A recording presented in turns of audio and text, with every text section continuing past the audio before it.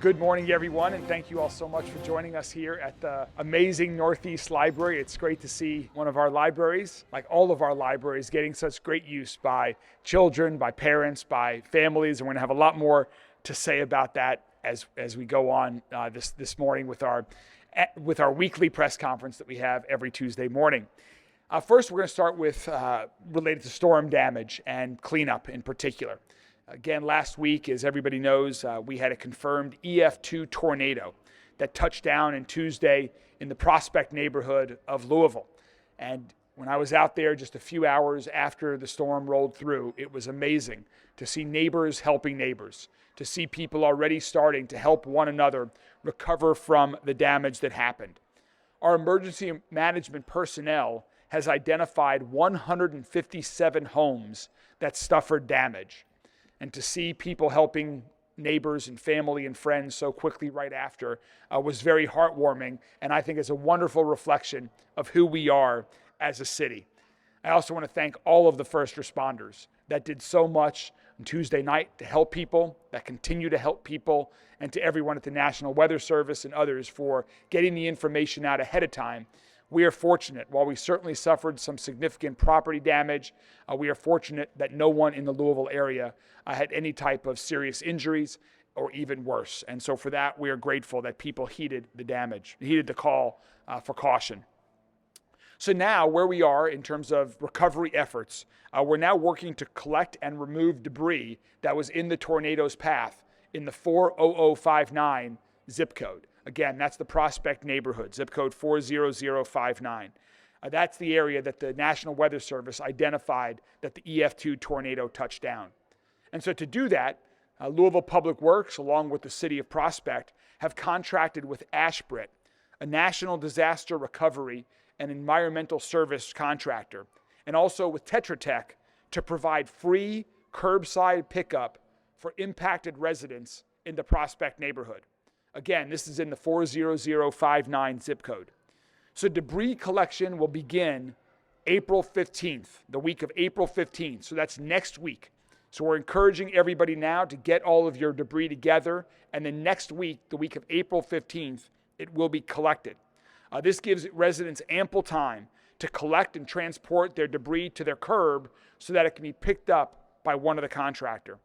And for those who need assistance with vegetative debris removal or with chainsaw operations, Team Rubicon, which is a veteran-led humanitarian organization, is available to assist. And Team Rubicon is on the ground working now, and Team Rubicon will be in the Prospect area through April 12th to help people who have needs in their yards getting their debris out to the curb.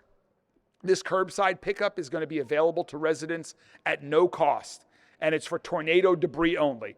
Please do not use this as an excuse for it to be an extra junk day or something along those lines. This is for tornado debris only. And to request assistance from Team Rubicon, if you need assistance in getting your tornado debris to the curb, please call them at 469-323-0106. Again, if you need help getting your debris to the curb, call Team Rubicon at 469-323-0106. There will be no cost to the residents for that service. So that's where we are with tornado cleanup and debris removal. We encourage everyone who is impacted to avail themselves to these benefits that we are providing. We are here at the Northeast Library because this week is National Library Week, and today is actually National Libraries Workers' Day, a great day to celebrate everyone who helps us at all the libraries. Louisville is fortunate to have so many great libraries, like this great library here in the Northeast, and the people who work here are what make them so special. Yes, we have beautiful architecture. We have amazing books. But the librarians and other staff at all of our Louisville Free Public Library are what truly make our libraries special. Our library folks serve over 2 million visitors each year throughout the Louisville Free Public Library system. From helping a child find the right materials for a homework assignment to helping someone apply for a job online, these folks do so much for people across our city. They also help people check out, return, process, and reshelve about 3.75 million items each year. 3.75 million items each year. That is a lot of material, a lot of books that folks across Louisville have the opportunity to learn from and to enjoy. So to all of our librarians, thank you all so much. You are there always for everyone in Louisville, and I'm so happy as mayor to continue to support you, to help provide resources that are needed, to help you all continue to provide amazing resources and amazing programs for everyone throughout our whole city.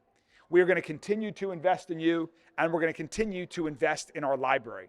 I'm thrilled that we have 4 major capital projects underway right now across our entire city that are building and renovating amazing libraries. Recently, when the opportunity came to redirect $20 million of American Rescue Plan federal funding, I proposed to Metro Council that $20 million be invested in our parks and libraries. And fortunately, Metro Council agreed. So soon, we're going to reopen the Parkland Library after nearly 40 years of being closed. We're going to soon reopen the renovated Portland Library. We're going to get ready to open a brand new library in Fern Creek.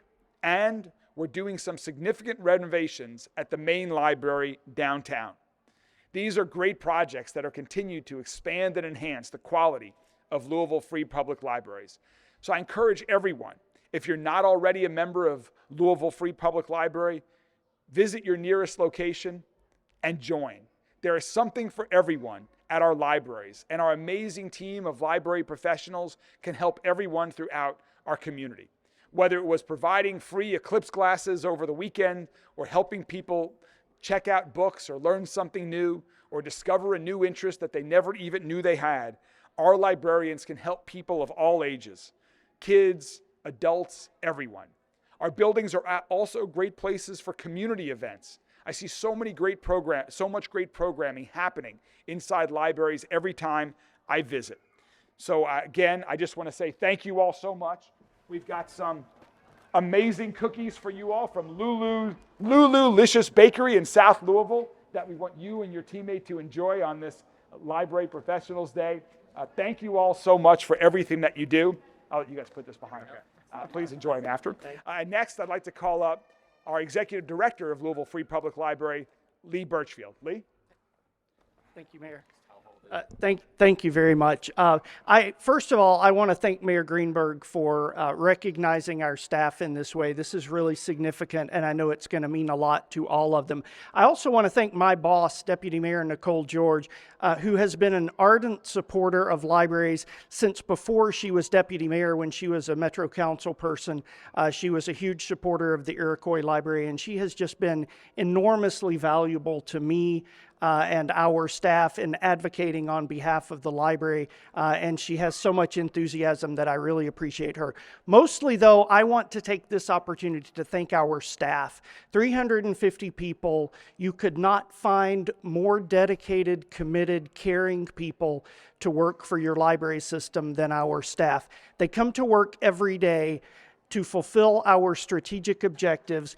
One of the primary objectives is making sure that children in our community are ready for kindergarten when kindergarten starts, to make sure that they are reading on grade level by 3rd grade.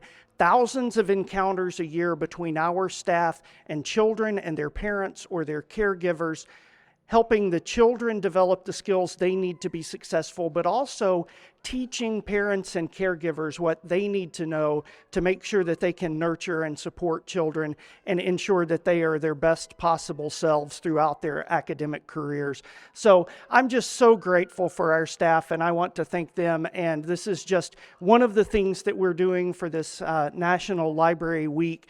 So thank you all for being here, for being at the beautiful Northeast Library. It's award-winning. It's the busiest circulating library in the state of Kentucky. And it's a great site for this event to acknowledge and recognize and express our appreciation for the work our staff does. So thank you all very much.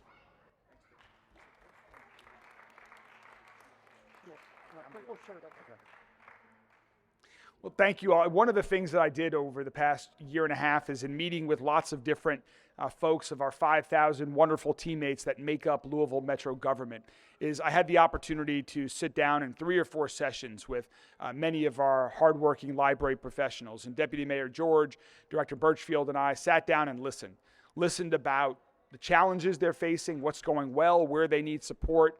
And we have continued to make changes since those conversations to help improve and support them because of the great work that they do every day. And so I'm going to go a little bit out of our usual session and move our Louisvillians Doing Good session to right now, because that ties in to this being National Library Week. As you know, every week we celebrate someone who is doing great work for our city. And today, on National Library Worker Appreciation Day, I am proud to recognize all librarians from across our city, as I mentioned, for their commitment to people across Louisville. These folks do so much more than meets the eye, as we've talked a little bit about, and they deserve far more praise than they get. So today, we are going to change that, and we are going to declare today National Library Worker Day in honor of all of you and everyone throughout Louisville Free Public Library system that does so much for our entire city. Thank you all so very much for everything that you guys do.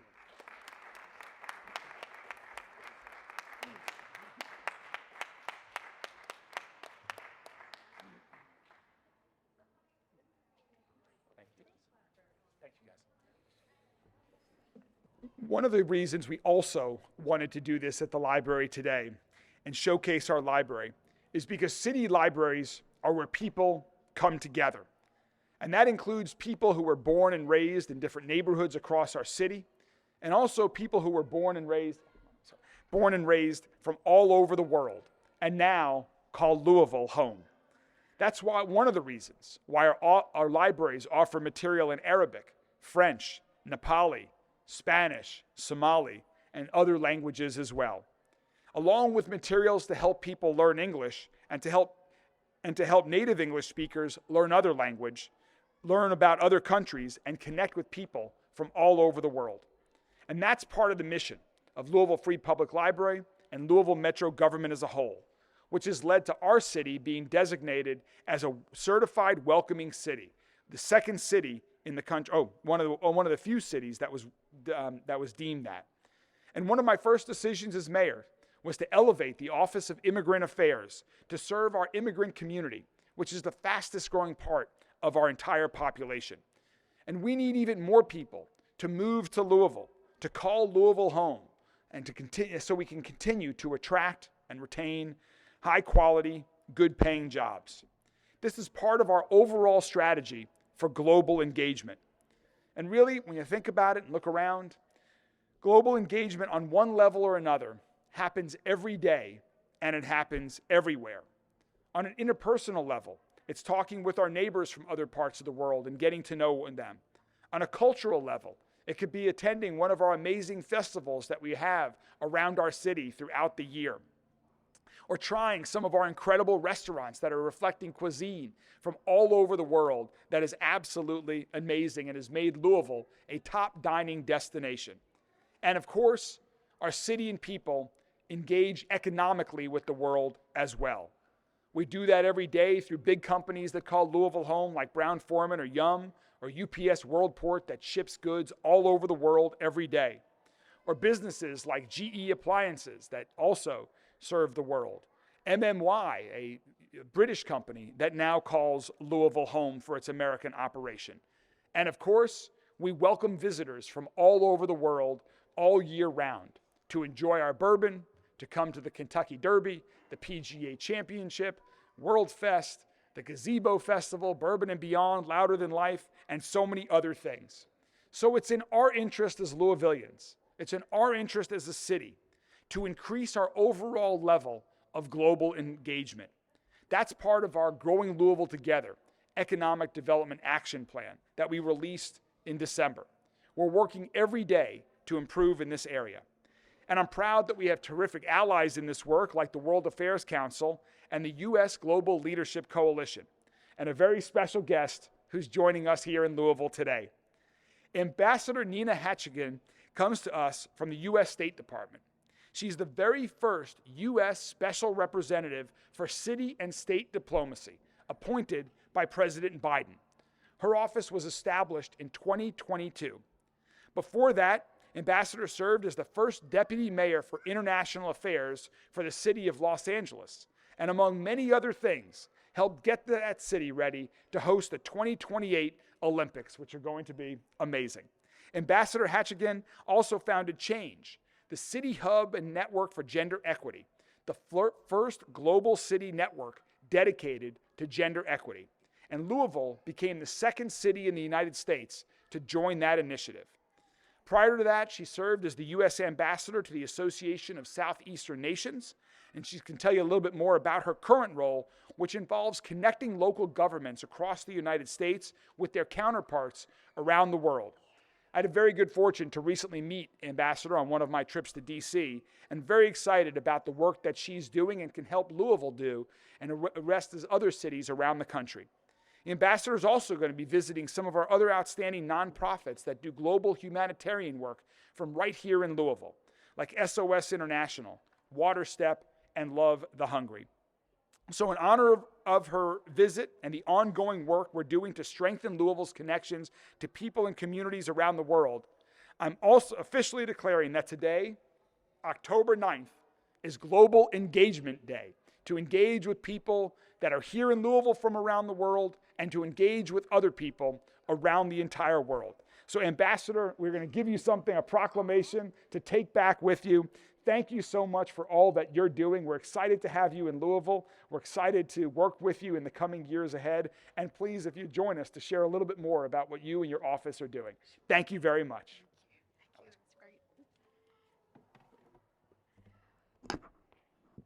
Thank you, Mayor Greenberg. I am grateful and really very honored to be here with all of you today for this exciting announcement. My name is Nina Hatchigian, as you heard. I'm the first ever special representative for city and state diplomacy. That's a mouthful, but at the core of it is that me and my team, what we do is support mayors like Mayor Greenberg, governors, county supervisors, town leaders, and the rest to elevate their roles, their voices, and their visions in U.S. foreign policy. Local perspectives really matter, and that's why I chose Louisville today on Global Engagement Day to launch the State to States initiative, which pulls together all kinds of assistance that my team can help with local leaders and also helps us to get to know you better as we're here in your places. I've learned a lot of incredible things about Louisville since I've been here my very short time, like the fact that you've had over 20 years of World Fest every Labor Day and a cultural parade that all your residents can enjoy. I didn't know you were the headquarters of KFC, which is one of the most popular restaurants in Jakarta, Indonesia, where I was stationed for a time, and that your strong library tradition includes the very first Black librarian in the United States, your incredible wealth of diaspora communities, which I heard about from Amos here, your largest ever urban forest, and the fact that you have a mayor who is pushing universal pre-K, one of the best investments that a city can make. $1 spent, I read one study said, gives you $7 back in public goods. We know that when local leaders and citizens are internationally engaged, we can find solutions to common challenges more quickly and easily.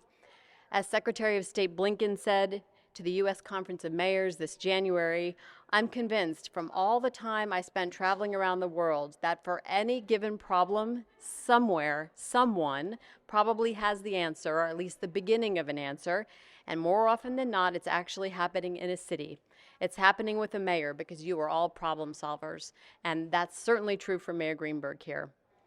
My team also seeks to bring the benefits of foreign policy to local communities. In Louisville, that might look like increasing economic development through assistance of a trade mission, or attracting more foreign investment, or connecting the mayor's office to the many exchange opportunities that the State Department offers for young people. There are close to 2,000 alumni of U.S. government exchange programs from Kentucky, and we would welcome additional ones to that. My role aims to help local leaders, but it also helps the United States. After all, leaders of cities like Louisville are innovating around solutions on various global issues. And when Mayor Greenberg and his team talk to foreign leaders, they are bringing U.S. values and U.S. interests along with them. Today's proclamation of Louisville's global engagement is a further call to action. Most cities in the United States have not had a long and strong tradition of international engagement, but I think that today is a sign that that is changing. Mayor Greenberg is looking across borders for practical ideas, new economic opportunities to bring more jobs to Louisville, to put Louisville on the map, and to highlight shared values like respecting human rights. My team and I are here to support him and to support your beautiful city. Thank you so much. Thank you so much, Alex.